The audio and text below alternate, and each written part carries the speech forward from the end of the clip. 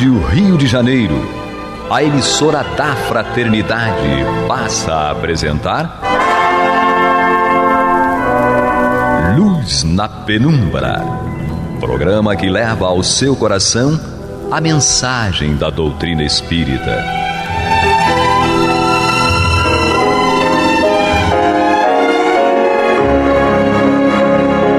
E com vocês, João Batista, para o estudo de O Livro dos Espíritos, da obra codificada por Allan Kardec. Papai do Céu nos guarde, nos abençoe. Louvado seja nosso Senhor Jesus Cristo. E que possamos fazer do tempo essa dádiva que a todos nós é dada de maneira igual, um recurso a mais, para que a nossa caminhada seja cada dia mais firme e consistente na conquista dos valores espirituais que nos levarão à verdadeira felicidade. Hoje estamos mais uma vez aqui com a Alessandra. Olá, ouvintes, Deus habita em cada um de nós. E vamos estudar a primeira parte do tópico Pena de Morte, contida no livro 3º, capítulo 6º, Lei de Destruição.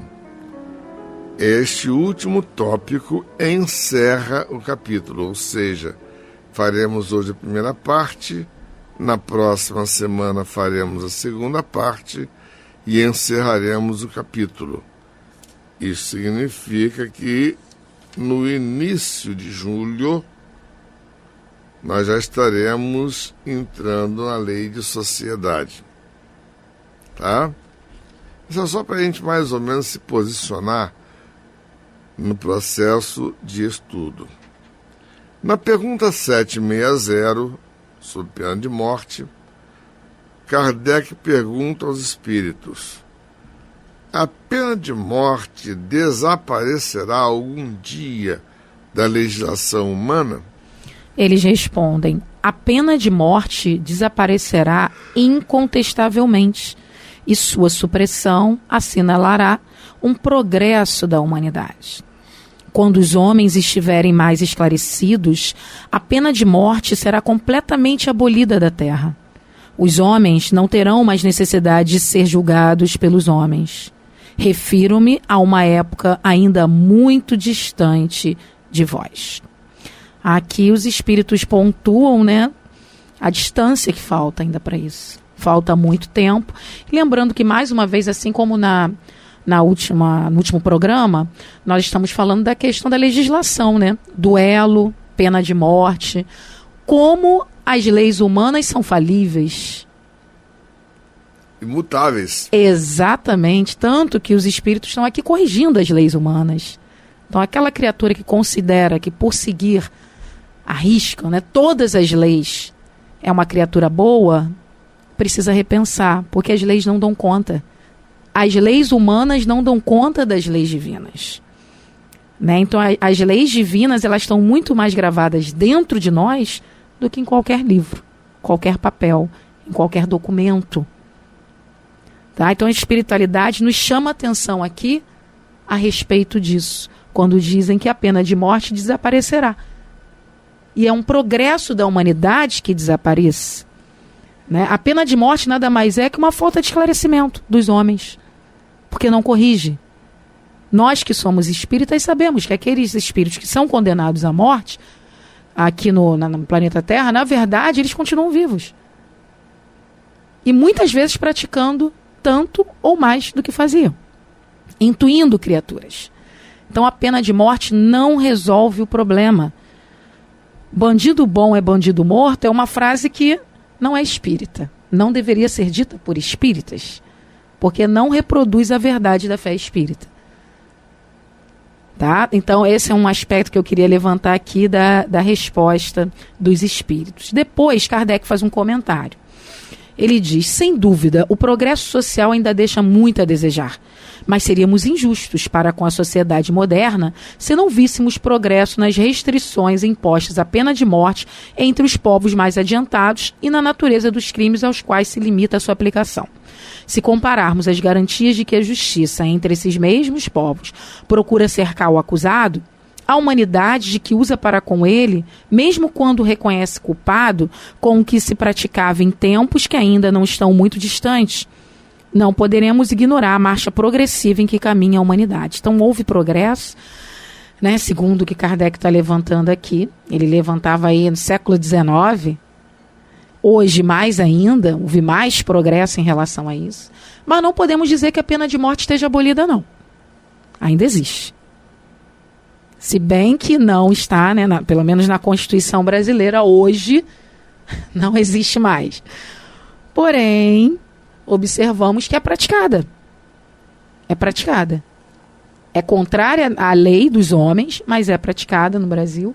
Em outros países ainda está na legislação e ainda é legal a sua prática.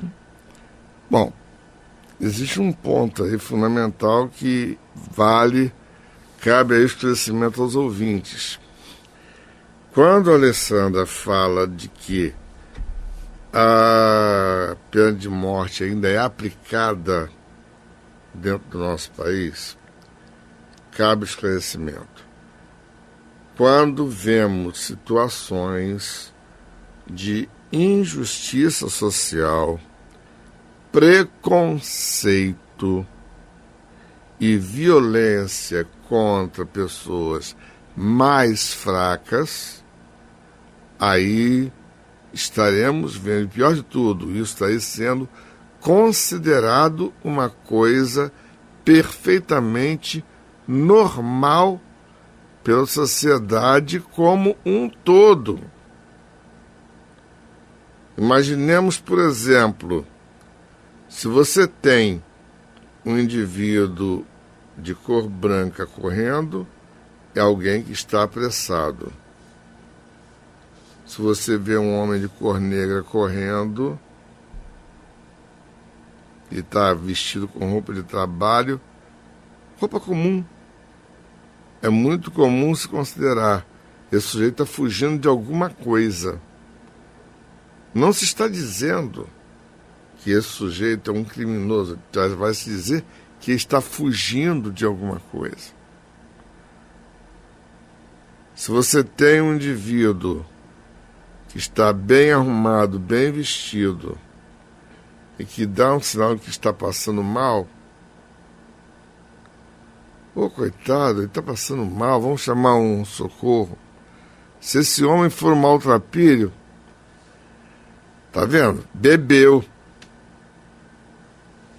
tomou todas e agora está passando mal. Gente, isso aí é preconceito. Preconceito, nós podemos até não matar a pessoa, legalmente falando, mas estaremos causando um dano que nós vamos estar matando esperanças, nós estamos matando a possibilidade do indivíduo de considerar-se válido. Gente, o que eu cansei já na minha carreira profissional de médico, de escutar pessoas dizendo: doutor, não vai dar para fazer isso não sou capaz. E por que não é capaz? Porque ele ouviu tantas vezes alguém dizer para ele que ele não é capaz de fazer aquilo. Ele foi suprimido. Isto é uma pena de morte. Isto é uma atitude em que se mata do indivíduo a esperança de dias melhores para amanhã. Eu digo isso por causa do seguinte: dentro da forma como eu fui educado pela minha família, nunca me disseram: você não é capaz. Não, me disseram: vai, luta, conquista pelo teu próprio esforço, vai, luta com honestidade e com dignidade. Mas por quê? Graças a Deus, eu nasci dentro de uma família espírita,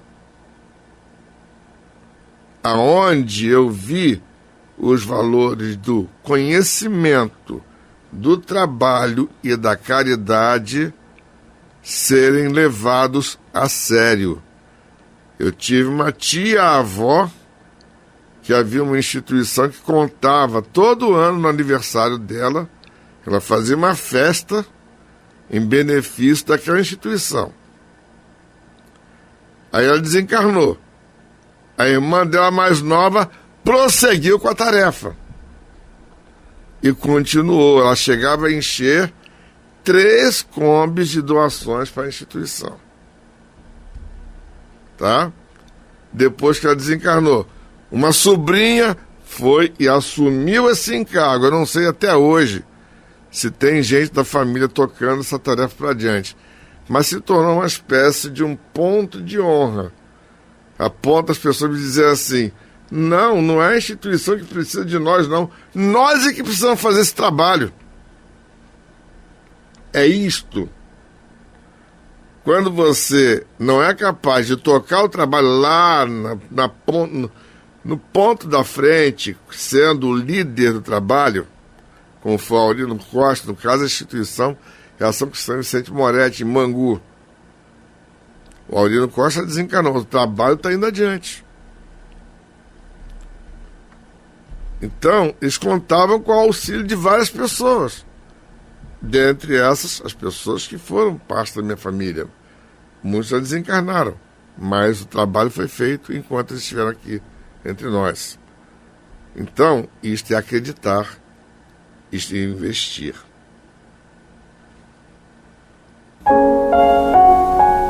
Você está ouvindo pela Rádio Rio de Janeiro o programa Luz na Penumbra, com estudo de O Livro dos Espíritos, na apresentação de João Batista.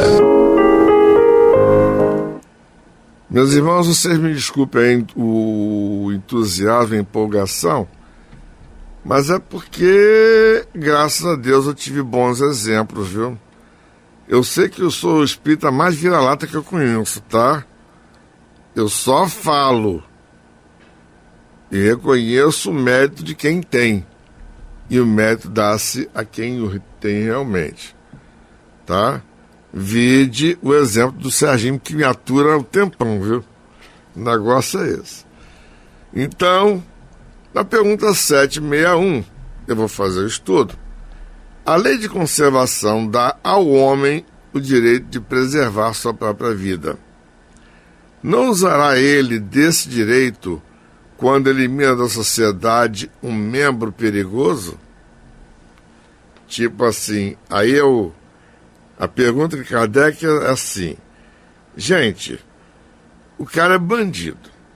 Eliminá-lo não vai fazer com que a sociedade seja mais limpa? A ideia do bandido bom é bandido morto, exatamente, né? Exato. Aí, vamos parar e raciocinar. Não vou nem ler a resposta ainda. Nas sociedades aonde a pena de morte existe, em primeiro lugar, o maior número das vítimas são exatamente os chamados excluídos da sociedade. As minorias. Não são minorias, podem ser até pessoas de maioria populacional. Mas minoria no sentido sociológico exatamente, mesmo. Exatamente, do ponto de vista social, são pessoas excluídas. As minorias nesse sentido. Mas por que essas pessoas são excluídas? Porque escolheram, antes de reencarnar, essa oportunidade para se tornar alguém que espiritualmente está angariando recursos para poder crescer. Então, o que é mais interessante? Suprimir essas pessoas da sociedade ou fazê-las ter acesso à educação. E para isso você vai ter que ter uma sociedade que seja muito menos excludente. Educar dá trabalho. Educar custa caro, dá trabalho e é longo prazo o resultado. Não, mas aí está o detalhe. Veja bem, a pessoa pode perfeitamente estudar e trabalhar.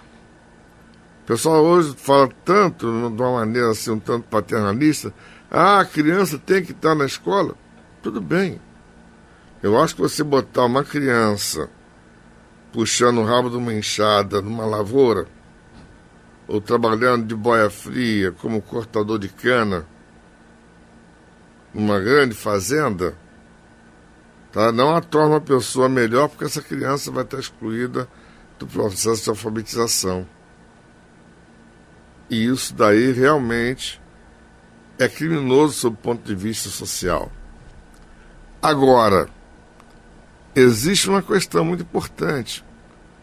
Você também ser paternalista ao extremo. Ah, coitadinho. Não, não é coitadinho. Ele é um espírito como nós.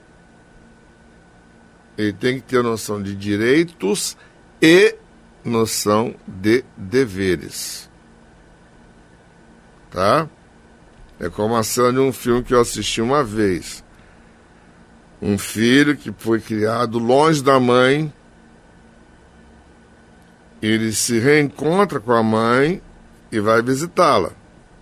Só que ele é uma pessoa que não recebeu uma educação adequada.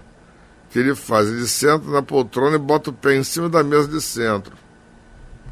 A mãe, a primeira coisa que faz é tirar o pé dele da mesa de centro, senta direito, porque você está diante da sua mãe. Ela está feliz de tê-lo reencontrado. Mas não é por causa disso que ela vai deixar de ter uma disciplina. Muito importante.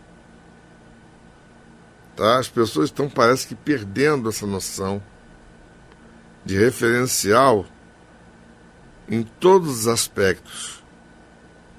Tá?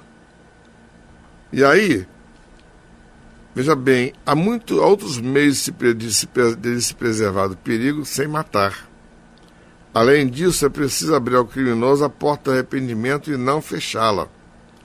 E aí nós temos que lembrar de uma coisa muito importante. Somos todos espíritos.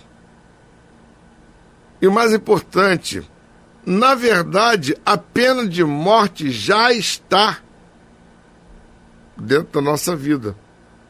Uai, como assim, João? Já está. Nós estamos vivendo a pena de morte por causa do seguinte: todos nós vamos desencarnar um dia. Então a vida pertence a Deus. Executar a pena de morte e se assumir como uma espécie de Deus? Qual é, gente? Por favor. E para que a gente vai criar um inimigo no mundo espiritual? Levando a pena de morte. Então, a conclusão é: não é medida saneadora. Pena de morte não resolve problema, só cria mais problemas.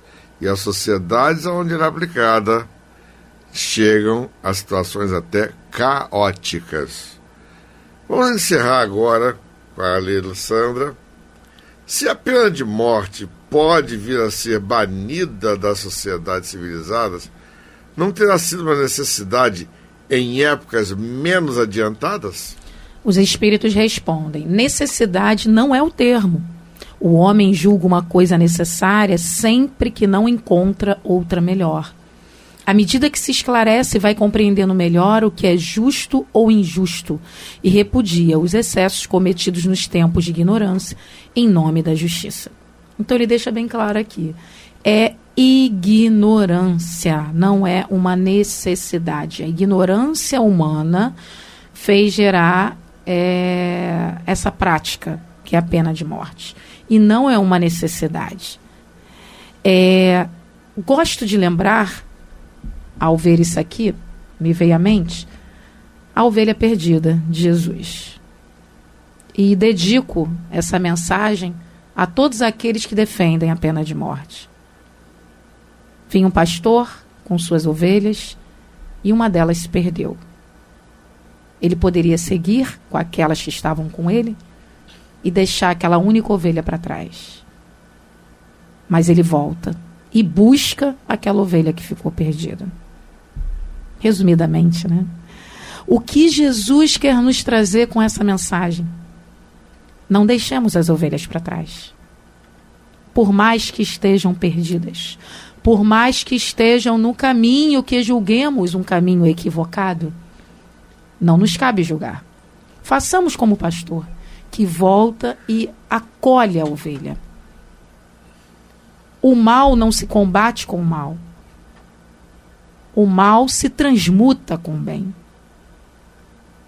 É isso que precisamos fazer. O amor é a chave. É o carinho, é o acolhimento que vai trazer essa criatura de novo para o caminho do bem. Que não agrida seus semelhantes. E não a violência. A violência não educa. Matar alguém não é educar. E a proposta nesse grande educandário que é o planeta Terra é a educação. É a grande proposta que nós somos convidados diariamente. É nos autoeducar, primeiramente, né? E educar os que estão à nossa volta. Quando cogitamos a pena de morte, e queremos colocar isso de uma forma, né, legal, nós estamos nos furtando de uma responsabilidade nossa, que é educar. E educar significa trazer de dentro do homem aquilo que ele tem de melhor. Como é que se pode trazer alguma coisa de bom de alguém que nós tiramos a vida? Não é? Então, vamos considerar isso. Estamos aqui para construir, não para destruir. Estamos aqui para cuidar e preservar, não para dar cabo de vidas. Nós estamos vivendo uma época atualmente que é muito preocupante, porque a facilidade do diagnóstico de diversas enfermidades hoje, que são incuráveis, estão levando muita gente ao suicídio, porque sabem que as doenças que têm vão levá-las a uma condição de vida muito precária. Então, mas isso aí não tem nada a ver com pena de morte? Tem, é uma pena de morte auto-infligida.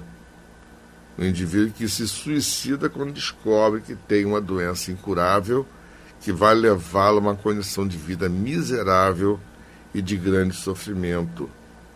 Isto é medo, covardia, desconhecimento de valores espirituais. Então, estamos aqui para viver, acima de tudo. E quando se fala de viver, é viver até mesmo convivendo com o sofrimento, que não é o sofrimento que é imposto a nós. Nós o escolhemos para a nossa experiência de vida, antes de reencarnar. Vamos estudar mais adiante a respeito disso. O mais importante é que nós reconheçamos que a vida pertence a Deus e assim deve ser preservada. E temos que nos educar para poder fazê-la cada dia melhor. Reflitamos a respeito. Papai do céu nos guarde, nos abençoe, hoje, agora e para todo sempre.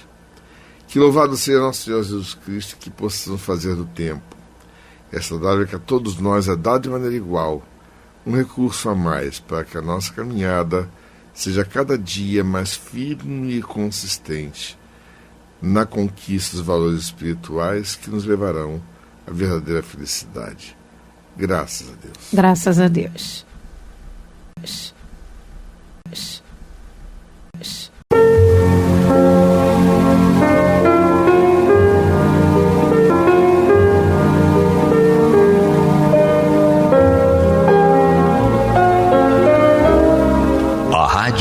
de Janeiro está levando ao seu lar e ao seu coração a mensagem consoladora da doutrina espírita, através do programa Luz na Penumbra. E agora com vocês, Antônio de Pádua Barbosa e Marta Batista.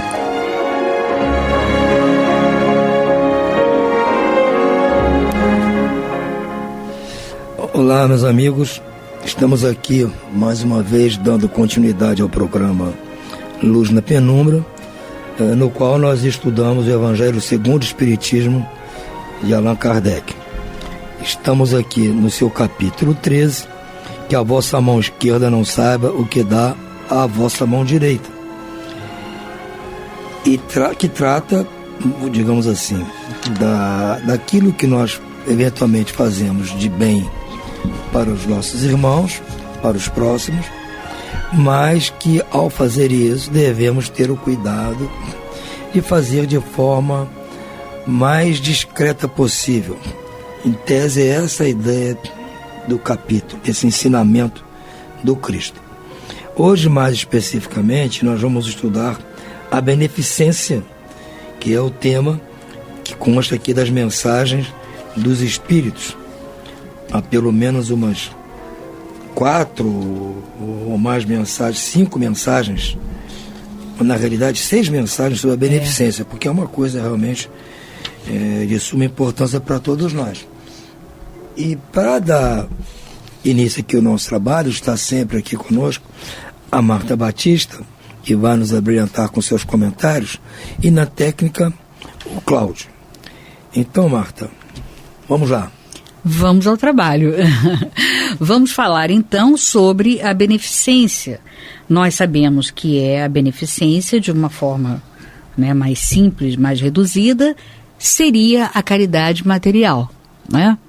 Muito embora, depois que nós vamos estudando e reestudando o Evangelho segundo o Espiritismo, em algum momento a gente há de estar repetindo, né? Nós estamos já há muitos anos fazendo esses estudos de forma recorrente, mas muitos que estão começando agora não conhecem, mas nós adiantamos dizendo que virá um capítulo que falará da caridade e mostrará a caridade nos seus detalhes, né, nas suas sutilezas.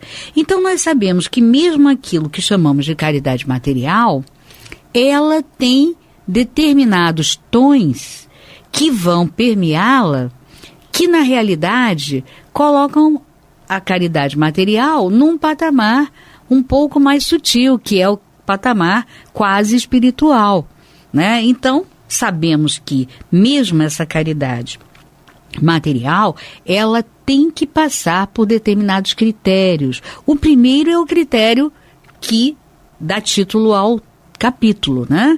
É justamente que você faça sem que venha a demonstrar, a mostrar, né? E a chamar a atenção para aquilo que você está fazendo.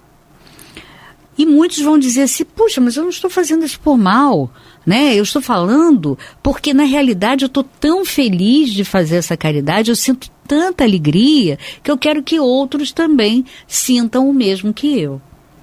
Mas aí nós, logicamente, temos que nos lembrar dessa condição, né? De que a vossa mão esquerda não saiba nunca o que dá ou faz a vossa direita. E também sabemos daquela orientação no capítulo que trata da caridade, quando Paulo nos diz que caridade, né, seria justamente aquilo que nós fazemos, mas não pelo número do que fazemos, pela quantidade, e sim de que maneira nós executamos aquela caridade.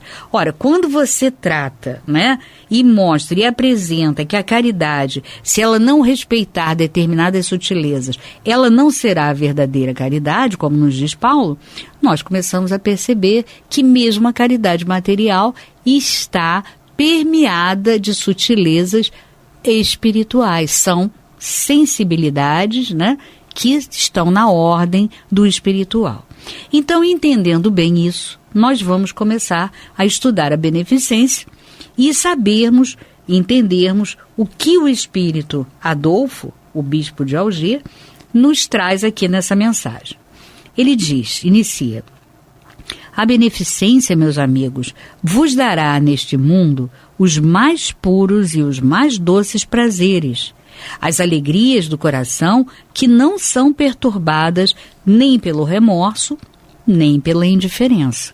Quer dizer, então aqui ele já dá uma dica para a gente daquilo que pode nos prejudicar e fazer com que nós nos apartemos da caridade, né? Então é preciso que a gente esteja com aquela chama da caridade que traz alegria no coração e que é considerada, né, a maior alegria e o maior prazer, mais mesmo do que todos os prazeres que você imagina como maravilhosos aqui na Terra.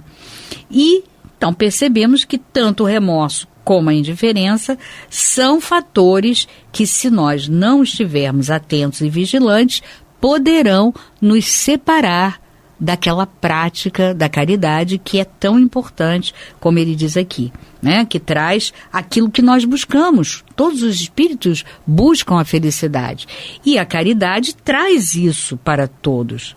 Mas se nós não vigiarmos, nós poderemos começar a percorrer caminhos de indiferença e até mesmo, no futuro, de remorso, né? Por não ter feito, não ter auxiliado o próximo como deveríamos. E ele segue: se pudesseis compreender tudo quanto de belo e de doce a generosidade das boas almas encerra, esse sentimento que faz com que vejamos os outros como vemos a nós mesmos, e tiremos o agasalho com alegria para cobrir um irmão. Pudesseis, meus amigos, ter apenas a doce preocupação de fazer os outros felizes. Quais são as festas no mundo que podereis comparar a essas festas radiosas quando, tornando-vos representantes da divindade, levais alegria a essas pobres famílias que da vida só conhecem as vicissitudes e as amarguras? Quando vedes de súbito se iluminarem de esperança esses rostos desanimados, porque não tinham pão, esses infelizes cujos filhos pequenos, ignorando que viver é sofrer, gritavam, choravam e repetiam estas palavras que se enterravam em seu coração materno, como uma espada afiada. Tenho fome. Compreendei quanto são deliciosas as impressões daquele que vê renascer a alegria, onde, um momento antes, só havia desespero. Compreendei quais são as obrigações que tendes para com os vossos irmãos. Ide ao encontro do infortúnio. Ide principalmente em socorro das misérias escondidas, porque são as mais dolorosas. Ide, meus bem-amados, e lembrai-vos destas palavras do Salvador. Quando vestirdes um destes pequenos, lembrai que é a mim que o fazeis. Então vou fazer uma pausa aqui e comentar esse parágrafo lindíssimo em que ele apresenta justamente todo o sentimento que ele menciona no primeiro parágrafo, né? Quando ele diz que a beneficência, ela traz para nós aquele sentimento de alegria, de prazer, né? Aquela alegria no coração que nós sentimos justamente por fazer, como ele descreve aqui no segundo parágrafo, fazer pessoas que estavam em desespero, pessoas que estavam passando por dramas terríveis, e a gente faz essas pessoas reverterem esses sentimentos, esse desespero, essa angústia, né, da carência absoluta, fazendo uma caridade beneficente ou uma caridade material. Então, que a gente medite sobre isso, e o ditado dele é de uma beleza, de uma sensibilidade, é poético. Então não tem como nós não acessarmos aquilo que ele queria comunicar, né? Fica claro, e ele dá um exemplo lindo quando ele diz que quais são as festas do mundo que nós poderíamos comparar a essas festas radiosas, né? Que é justamente a festa radiosa da caridade realizada por você. Aí ele dá exemplos, né, de pessoas na rua, padecendo fome, frio, né, os seus filhos ali junto a eles na rua, né, desesperados, angustiados, com fome, com dor, né, a dor da fome, que é terrível. E quando você chega e faz alguma coisa por essas pessoas, com certeza você está mostrando para essas pessoas e trazendo essa alegria para você mesmo, né? A alegria de que eles sentem quando recebem aquela caridade, eles estão então se renovando e se alicerçando e fortalecendo para continuarem a enfrentar aquela prova. E se cada um de nós se compenetrar, né, dessa importância e dessa necessidade, o que a gente vai conseguir nesse mundo, na Terra? Nós vamos conseguir justamente que essa dificuldade desses irmãos vá desaparecendo. Por quê? Porque se cada um de nós fizer um pouco, eles terão o mínimo necessário para saírem dessa condição de pedintes, né, e de absolutos necessitados. Então, quando ele nos convoca a essa caridade, né, a gente se pergunta, né, por que a prática da beneficência nos proporciona essas doces alegrias, essas verdadeiras alegrias? Justamente porque ela nos liberta do egoísmo. Porque quando nós meditamos sobre a importância e a necessidade de fazer o bem, sobretudo o bem material, nós estamos nos libertando do egoísmo. Nós estamos pensando, puxa, mesmo que para mim seja difícil, né, que eu tenha dificuldades até mesmo de ordem material, mas eu me liberto desse egoísmo e tiro um pouco daquilo até que me faria um pouco de falta, mas eu tiro para tirar alguém que está muito mais necessitado que eu daquelas condições sub-humanas. Claro que isso traz uma alegria profunda para cada um de nós.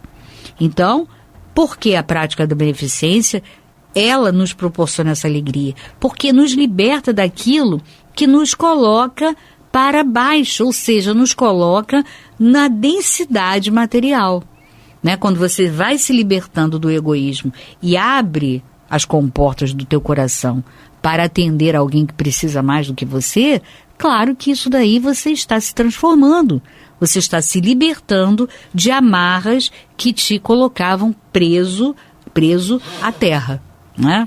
Então te liberta do egoísmo e com certeza te aproxima do teu irmão, que nós sabemos que estamos todos ligados uns aos outros.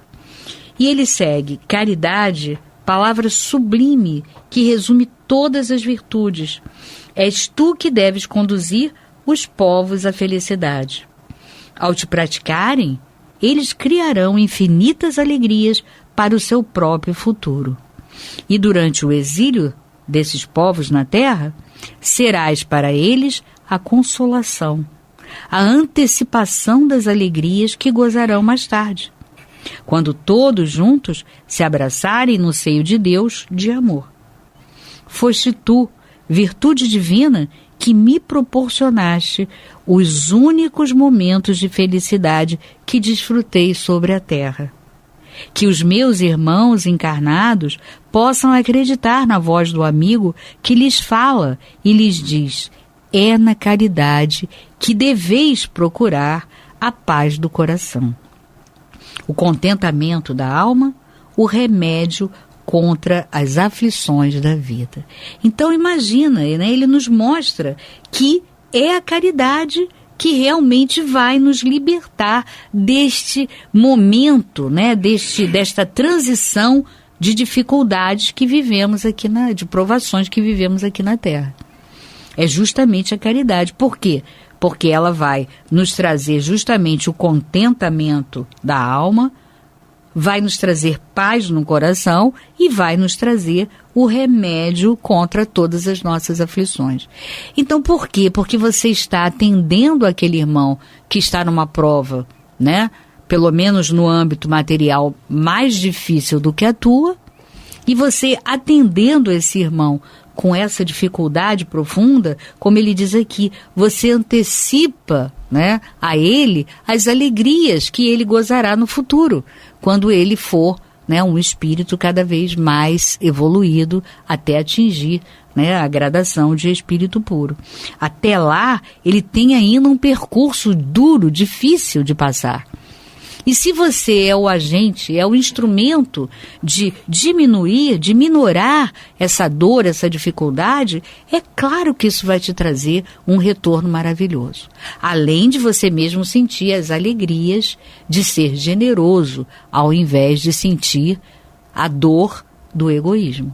Quando a gente vai ao Livro dos Espíritos, na questão 888, Kardec pergunta aos espíritos: que pensar da esmola? Né? Nós estamos falando de beneficência, estamos falando de caridade material, então é pertinente a gente pensar sobre isso, né? Ah, mas isso seria uma esmola? Então ele diz: que pensar da esmola? E os espíritos dizem: o homem reduzido a pedir esmolas se degrada moral e fisicamente. Quer dizer, o que ele quer dizer? Se você colocá-lo, né, na hora de você entregar aquela doação, você colocar essa pessoa na condição de estar recebendo uma esmola, você está humilhando a pessoa. Você não está ajudando essa pessoa. E aí ele diz: o que acontece a pessoa numa situação dessa? Se embrutece. Numa sociedade baseada na lei de Deus e na justiça, deve-se prover a vida do fraco, sem humilhação para ele. Ou seja, você tem que oferecer aquela ajuda, aquele amparo, estender a mão para aquela pessoa que está tão necessitada, de forma que ela não se sinta humilhada e nem sinta que o que você está fazendo é dar uma esmola, né? Que a gente, quando fala dar uma esmola, a gente usa até um gesto com a mão, né, que eu estou fazendo aqui agora no estúdio, né, como se fosse uma coisa que você faz para se livrar, para aquilo não te incomodar, para você não ficar mais perturbado, né, e incomodado com aquela ideia. Mas se você oferecer aquilo que você sente que a pessoa está necessitada de uma maneira carinhosa e verdadeiramente caridosa, é claro que ela não vai ter o cunho, né, de humilhação. Então, cabe a nós transformar essa caridade, né, material, essa beneficência, numa verdadeira caridade, como Paulo de Tarso preconizou. Então ele diz: deve-se assegurar a existência dos que não podem trabalhar sem deixá-los à mercê do acaso e da boa vontade. Quer dizer, existem formas de ajudar essa pessoa. Se aqueles que são responsáveis e se comprometeram, né, no âmbito político, a ajudar essas pessoas de uma forma, né, através de um governo otimizado, e essas pessoas não o fazem, claro que quando você o fizer para auxiliá-los, você tem que ter, como o Antônio sempre nos fala, inteligência e sensibilidade para realizar essa caridade. Então, que a gente não esqueça disso, isso é muito importante. E ele segue aqui, termina o texto dizendo: quando estiverdes a ponto de acusar Deus, lançai um olhar ao redor de vós. Vede quanta miséria há para aliviar, quantas pobres crianças sem família, quantos velhos que não têm uma só mão amiga para socorrê-los, ou lhes fechar os olhos quando a morte chegar. Quanto bem a fazer! Não vos queixeis, ao contrário, agradecei a Deus e distribuí prodigamente a mãos cheias a vossa simpatia, o vosso amor, o vosso dinheiro, a todos aqueles que, desprovidos dos bens deste mundo, definham no sofrimento e no isolamento.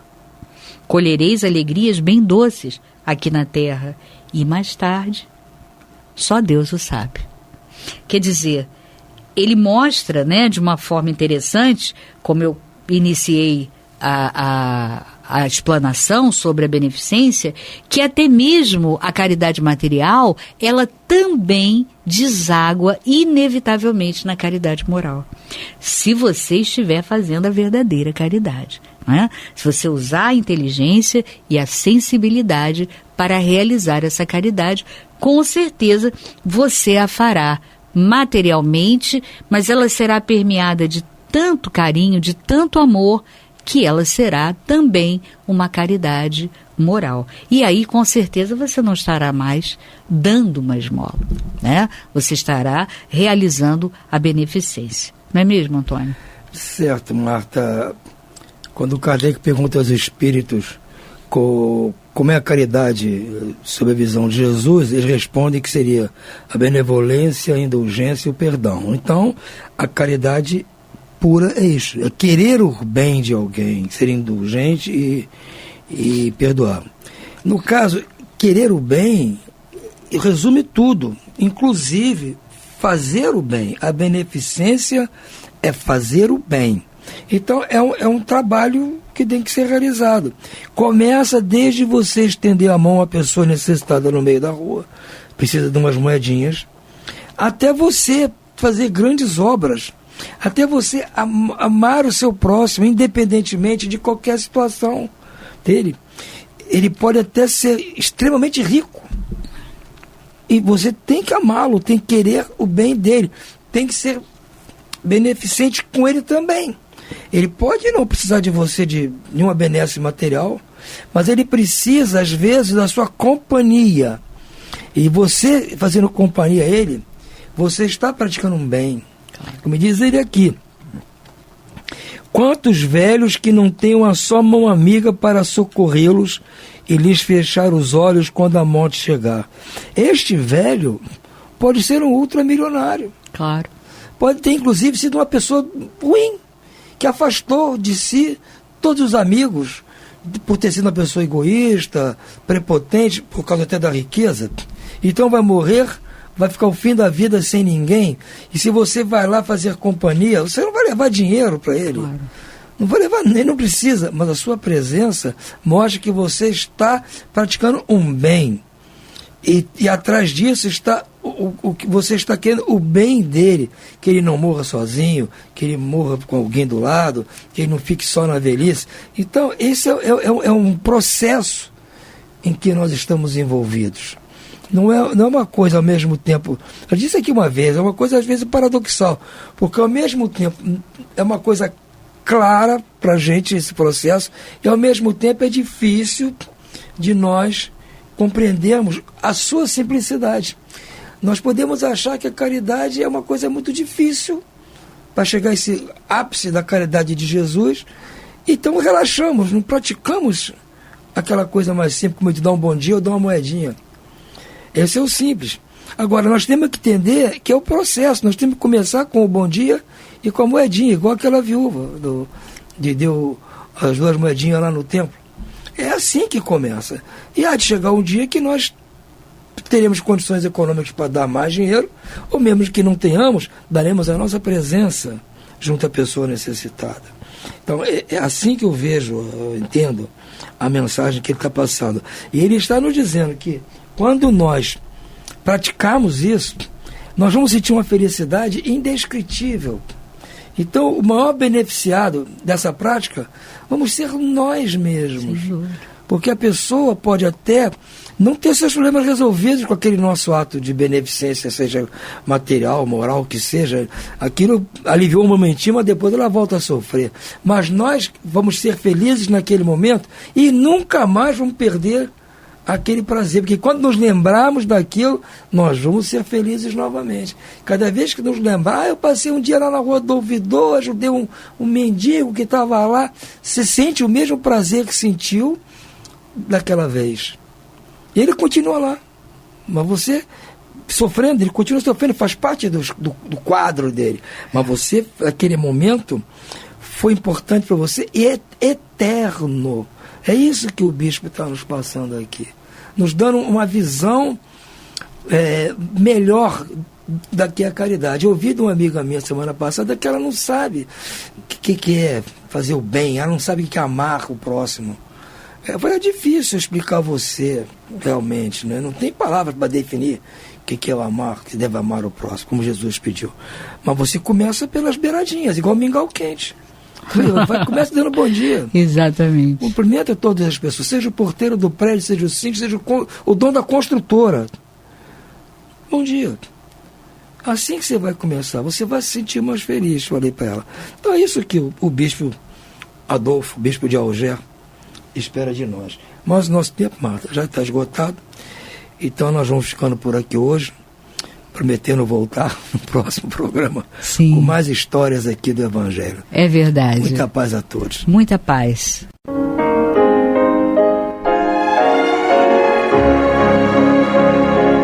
E vamos ouvir agora a prece de encerramento de nosso programa, na voz de Geraldo de Aquino. Jesus, dá-nos coragem para a luta, piedade para os insultos e misericórdia para as injustiças e ingratidões. Limpa nossa alma de inveja e ambições mesquinhas, de ódio e de vingança o nosso caminho.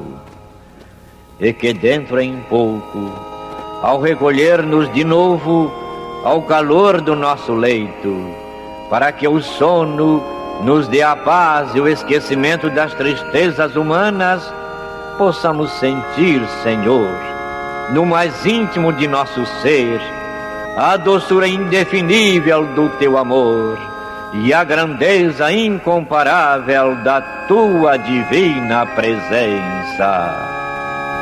Que assim seja.